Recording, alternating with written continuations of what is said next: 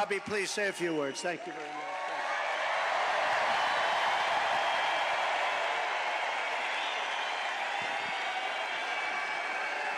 Thank you. Thank you, President Trump.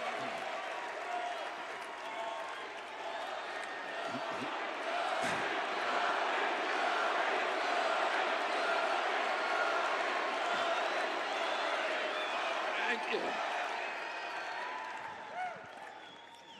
A few hours after the assassination attempt at Butler, I got a call from a safe food advocate named Kelly Means, who's been fighting for many years to try to end the corruption at CDC and FDA and USDA.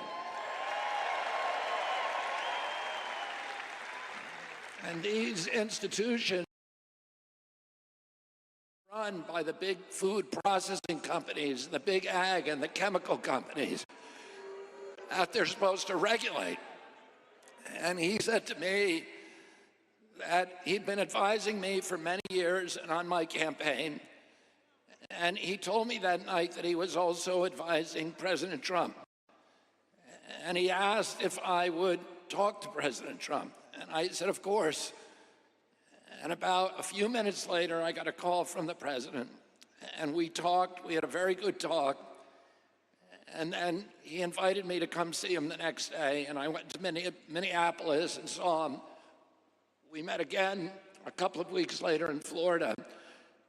And we talked about, not about the things that separate us because we don't agree on everything, but on the values and the issues that bind us together. And one of the issues that he talked about was having safe food and ending the chronic disease epidemic.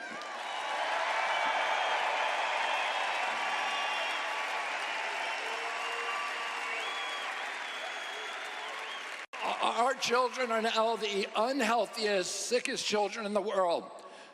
Don't you want healthy children? And don't you want the chemicals out of our food? And don't you want the regulatory agencies to be free from corporate corruption?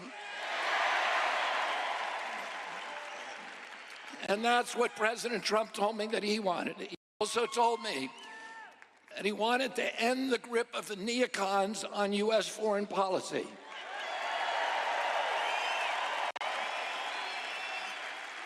He said he didn't want any more $200 billion wars in Ukraine, that we could use that money back here in the United States.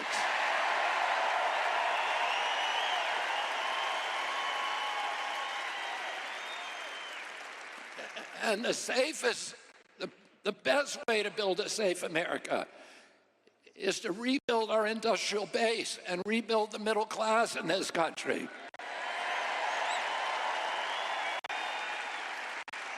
And he said he didn't want any more $200 billion wars in Ukraine, that we could use that money back here in the United States.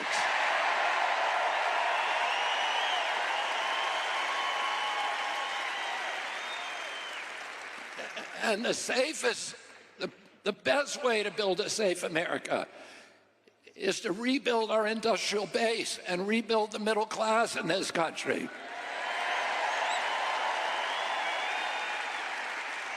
And don't you want a president who's going to get us out of the wars and who's going to rebuild the middle class in this country?